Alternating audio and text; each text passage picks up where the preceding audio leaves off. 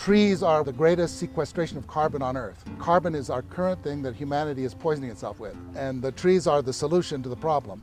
They're the source of the fiber that we use for building. Trees are sort of the basis of our survival as humanity, is to understand these creatures.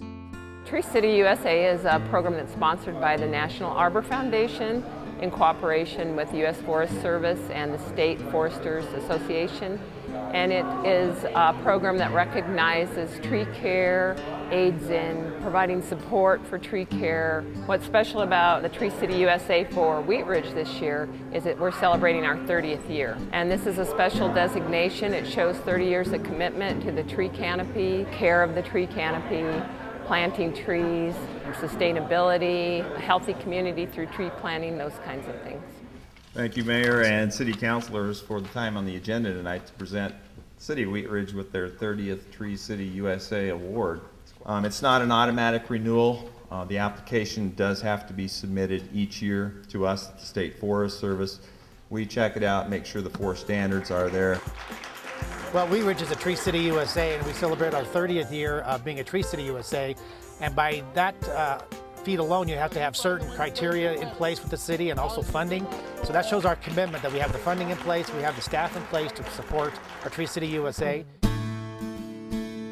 Today we're at the City of Wheat Ridge Municipal Building celebrating the first part of Arbor Day. We have a lot of people from different departments that helped us to plant this tree. A lot of people had been around and didn't quite know what Tree City USA meant, and it means quite a bit. You have to have a tree board, celebrate Arbor Day, have a forestry budget that's at least $2 per capita. Over the years, it's really been prestigious to be able to get this on a yearly basis. What was great was that we had great participation from the other departments. Pretty much everybody, it looked like, from every division within the city and department within the city helped to shovel dirt in there and actively took part in it. So it's great that we can all be together to help celebrate our 30th. Celebrating Arbor Day with the City of Wheat Ridge. Crown Hill has actually signed on, and they're the first member of the Rocky Mountain Arboretum Alliance. It's no accident that a lot of people don't know what arboreta are, because there's not a lot of them in the Rocky Mountain region. Arboreta are an extremely important part of every community, because that's the museum of trees, living trees. It's a living museum where you maintain collections of trees. Crown Hill is now an arboretum, and we have over 1,700 trees and about 28 different champion of trees. The older a city is, the more mature it is, the more mature the culture, the more they realize the importance of having things like arboreta. And they're extremely beautiful places as they mature, and the large specimen trees become extraordinarily valuable for study and for research. We're looking at trees that are almost all 100 years old. Okay, we're headed up to the Esplanade, to the big circle in the Esplanade. We're planting the inner circle today. The way we celebrated Arbor Day, what we did is inaugurate a new landscape process here. This large, magnificent Esplanade, which is one of the really grand designed areas of the Front Range area, we're now looking to create, rather than just the very intensive planting of annuals, incorporating more drought-tolerant perennials, anticipating that we might have a period in the next 5-10 years where we won't be able to water as much. We are going to actually be planting some plants. We had dedicated one of our gardens. We're asking several volunteers to come out here and help us do some planting.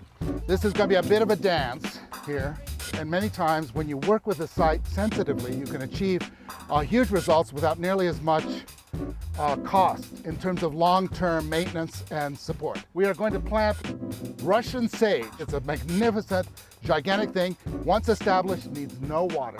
Wheat Ridge and Crown Hill have a very strong urban forest, and to support that urban forest, we have these types of events where we can look at ground cover plants that support the economy, support the citizens of Wheat Ridge, and support our urban forest. So anytime we could get together and talk about how these plants support life, support the city, support oxygen production, it's a good thing for the city of Wheat Ridge and for Crown Hill.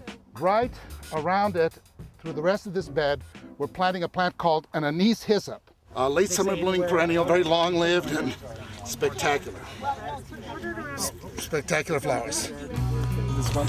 It is. Well, you'll be thinking about it all summer when you see those in the years to come. The people who participated in this, it's pretty clear to me that they learned 2 or 3 things. Number one, they learned that gardening is not work. I think they had some fun. I think they also learned some things. They learned about the soils, they learned a little bit about how you design and prep an area, and I think they also learned the power of community. The beauty of what this does for our community. Over 1,800 trees here.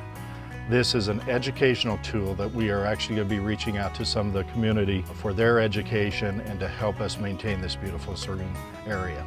Well, this is how people learn from each other, and this is great to have people on a nice, cool day to come out and learn about different plants and how they can benefit the economy, benefit the city, and benefit their backyards and their neighborhoods. We are at the community garden. We're celebrating Earth Day with our second graders and kindergartners. We're planting our three sisters. We're trying to do things green here in the city of Wheat Ridge and encouraging kids to understand about where their food comes from, not just from the supermarket. Some of this food will actually be, used by some of the families. You're going to get a box. We're going to work from the center and then step back one. So, there you go. and then you can You're roll. welcome. Grab your Get spade. your spade and your popsicle stick. There you go. They seem to be having a lot of fun, and I think they're actually learning some things. We put in fish meal instead of the actual fish, kind of the Native American way to plant. Oh my God! Man, look at that worm! Don't I got oh my God! Thank you. Oh, he's awesome. They love it. They have a blast with it. We're outside. It's beautiful. And when you could hear them, they were finding roots. It's like, what's this? What's this? Look, there's a leaf. Here's, and they're finding things under the ground, and it just makes what we study and read about real for them. Please put your gloves in the glove basket. Pick up your plastic bags and your trowel, and you guys can head to recess. And I know in other parts of the country they've been dated 5,000 and 6,000 years old.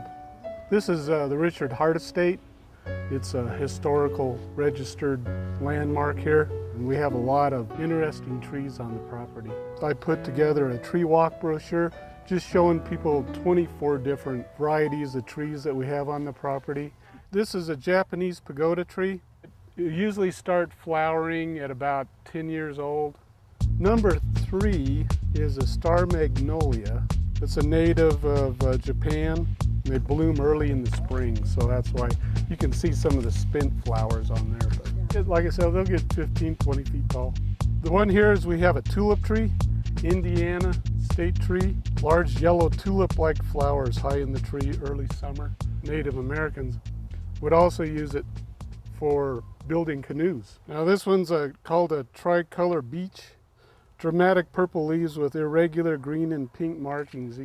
This is the color of the leaves. They're gonna see some trees that they don't normally see.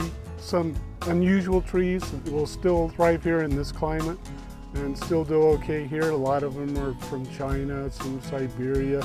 So when the leaves fall off, you'll see like a facsimile of a little horseshoe where it was.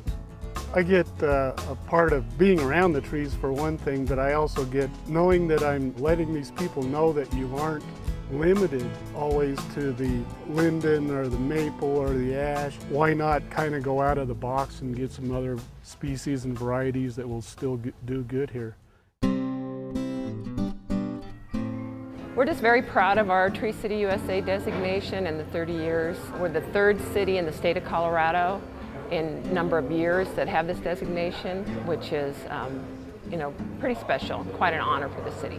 If you think about it, properly planted trees and cared for trees are one of the only parts of the city's infrastructure that are going to increase in value over time. So it's a good investment, investing in our community trees. So, just because of their presence and what they give, shade, beauty, fulfillment, they're a living plant that can do so much for our environment and for us, and I just really appreciate them.